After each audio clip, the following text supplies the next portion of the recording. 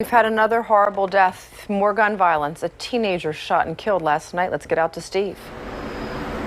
Karen, every time we do this, it's like something new. So it's not like we're telling you the same thing every day.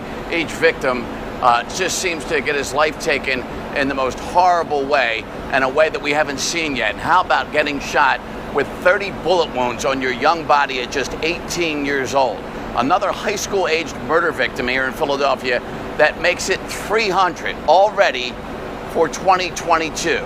That's the official number. It's probably in reality higher than that, but we are at pace with last year's number that also hit 300 by the mid-time of the third week in July. And this scene is in West Philadelphia, right in prime time, just past 9 o'clock. A lot of 911 calls come in since everybody's awake, and there's a lot of businesses here. It's right at Malcolm X Memorial Park, and this young man lived about a block away, and it happens in front of a chicken and waffle store that's still open at the time. And when police get there, they find 52 bullet shells, and some of the shells are huge, meaning they're from a rifle.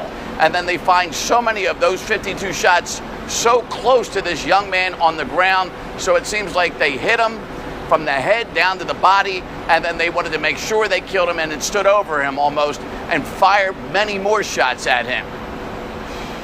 He was shot multiple times, head, chest, torso, and back.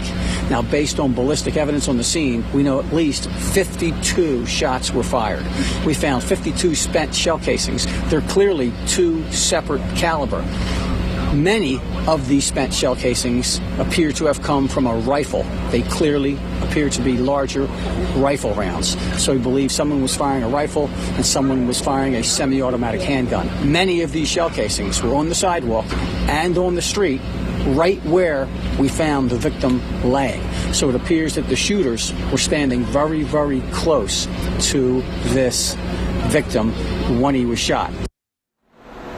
And because it happened while businesses are still open on that business strip, look at one of the business's windows. Had somebody been working close by or a customer right on the other side of this large picture window, they would have been shot as well. 3 big bullets through that plate glass window there. That's thick, strong glass, which is why it was still in the window pane itself, despite getting those 3 shattering shots.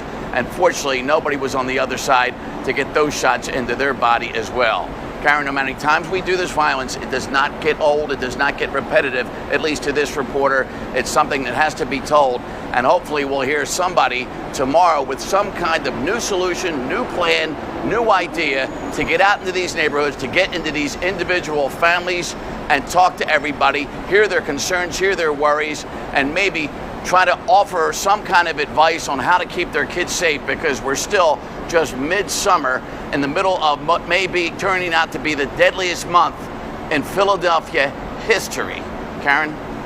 You know, it's somebody's son or brother or nephew, and it's just, you know, we just can't keep losing our children. Steve?